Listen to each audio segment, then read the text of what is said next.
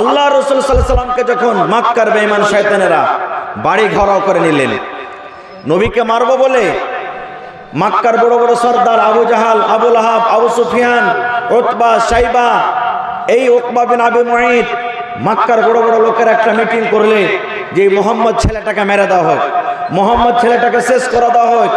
আমাদের বাপ দাদার ধর্মকে গালি দেয়, আমাদের ধর্মকে গালি দেয়, আর বলে এই তোরা মূর্তি পূজা করিস না, ভূতের পূজা করিস না, চন্দ্র সূর্যের পূজা করিস না, এক আল্লাহর পূজা কর, আমি হলাম আল্লাহ রসুল, আমাকে বল। এই জন্য থাকবে বাঁশ না বাজবে বাঁশরি, এই মোহাম্মদ ছেলেটাকে শেষ করে দেওয়া হোক। সব যত মক্কার মুশরিক আছে, মক্কার যত বেঈমানেরা আছে, ওদের নিজের পার্লামেন্টে ওরা নিজের যে মিটিং করার জায়গাটা আছে, পঞ্চায়েত ভবন আছে, সেই পঞ্চায়েত ভবনে মিটিং করে পাস করে নিল যে আজ রাত্রে প্রত্যেক খানদানের কাবিলার একটা করে লোক যাব আর মোহাম্মদের বাড়ি ঘেরাও করব।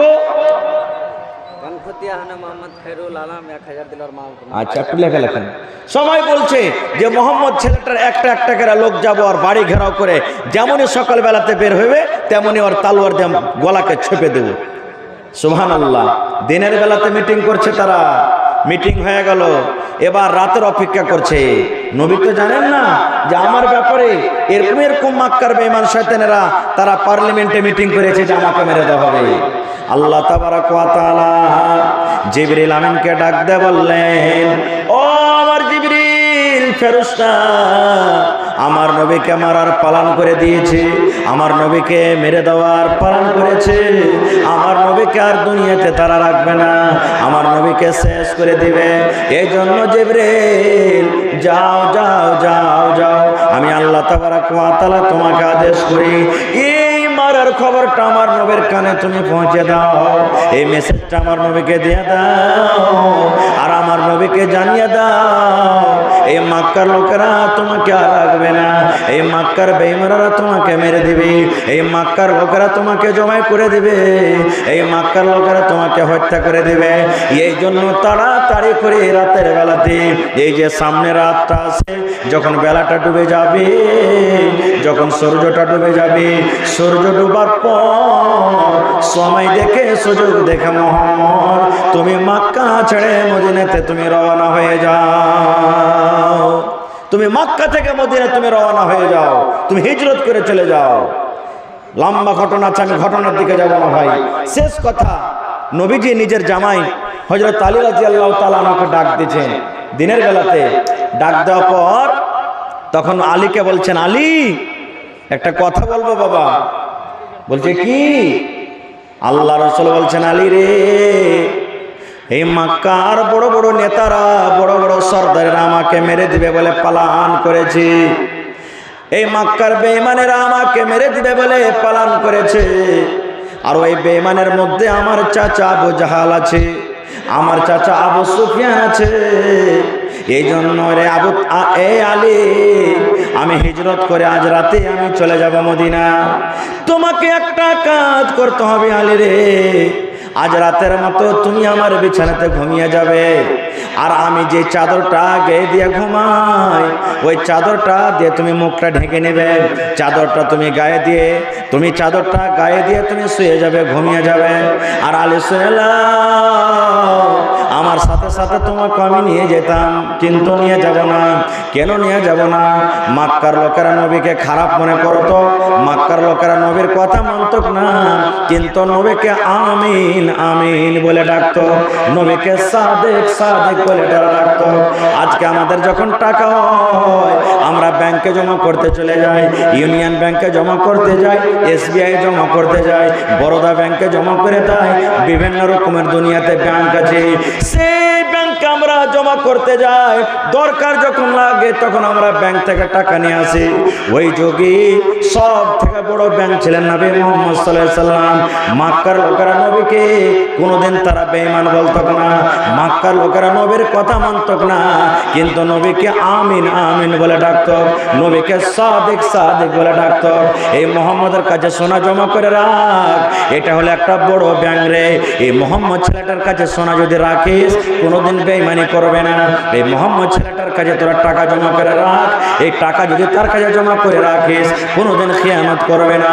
এই ছেলেটার কাছে তালওয়ার রাখ, এই ছেলেটার কাছে জমির কেওয়ালা রাখ, এই ছেলেটাকে গ্যারান্টারের পেপার রাখ, যার কাছে যা সামান আছে, হার গয়না সোনা চাঁদি যা আছে, এই মোহাম্মদের ছেলেটার কাছে রাখ, দরকার হিসাবে ফেরত পেয়ে যাবে।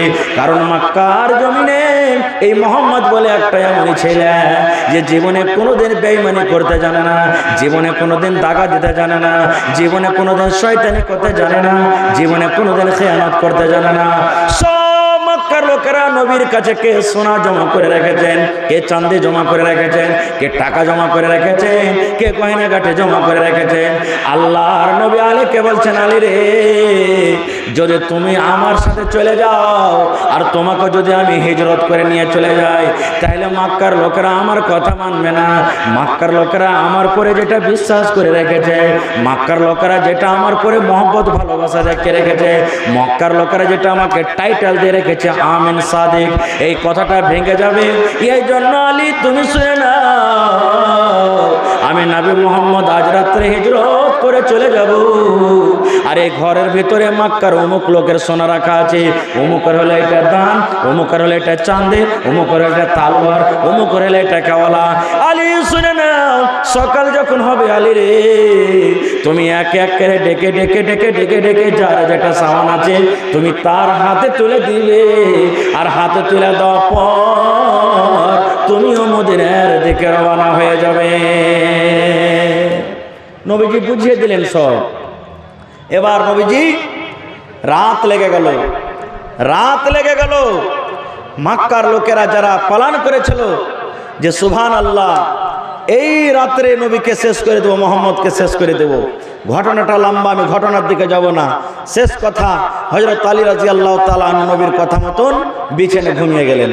আচ্ছা আপনারা বলেন তো, একই আগুনেতে যদি 3-4 ভাই আমরা থাকি, আর একটা ভাইয়ের পরে খুব বড় কেস হয়ে গেছে, মার্ডার কেস হয়ে গেছে মনে করেন, এবার পুলিশ কিন্তু ধরতে আসবে ভাইটাকে। তো যদি পুলিশ ওই জানছে, সবাই বাড়ির লোক জানছে যে পুলিশ ধরতে আসবে, তো অন্য অন্য ভাইয়েরা বাড়িতে সুদ বেচে দেন না মাঠে পালিয়ে যাবে? বলেন তো, সুদ বেচে দেন বাড়িতে? সুদবে না, যে আমার ভাইয়ের পরে কেস আছে রে, ইয়াকে যদি ধরে তো আমরাকে ধরবে, বা ও বাড়ি থেকে পালিয়ে যায় না পায় তো আমরাকে ধরবে। কিন্তু রে সুবহানাল্লাহ, হযরত আলী নবীর কথার পরে কত বিশ্বাস ভালোবাসা রে সুবহানাল্লাহ। নবী বললেন, আলী রে, তুমি আমার বিছানায় ঘুমিয়ে যাও রে আলী, এই মক্কার লোকেরা তোমার কিচ্ছু করতে পারবে না রে আলী, তোমার কিচ্ছু করতে পারবে না, কিছু করতে পারবে না। আলী তুমি এই বিছানায় ঘুমিয়ে যাও, আর আমার যে চাদর আছে বিছানা আছে, ওই চাদর তুমি গায়ে দিয়ে তুমি শুতে যাও। আল্লাহ যাকে বাঁচিয়ে রাখবে তাকে কেউ মারতে পারবে ভাই? পারবে কি?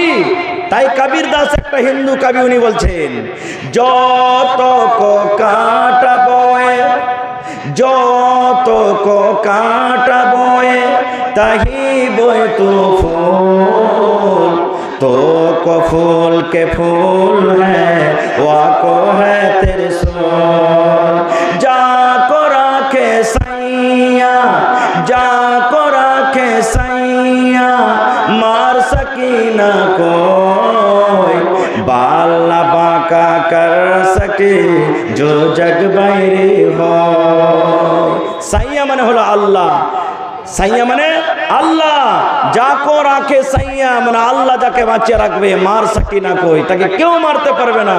বাল না বাঁকা কর সকে जो जग बैरी होय, जग মানে দুনিয়া, সমস্ত দুনিয়ার লোক যদি তার দুশমন হয়ে যায়, শত্রু হয়ে যায়, কিন্তু আল্লাহ বাঁচিয়ে রাখলে তাকে কেউ মারতে পারবে না।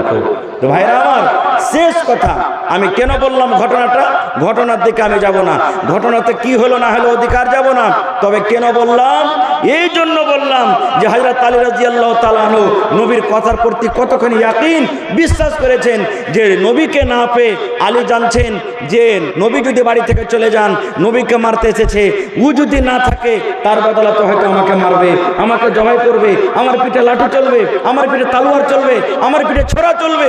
তবে কিন্তু নবীর কথার পরে কত বিশ্বাস, নবী বলে দিলেন যে আমার চাদর গায়ে দিয়ে তুমি ঘুমিয়ে যাও, তোমার কিচ্ছু হবে না।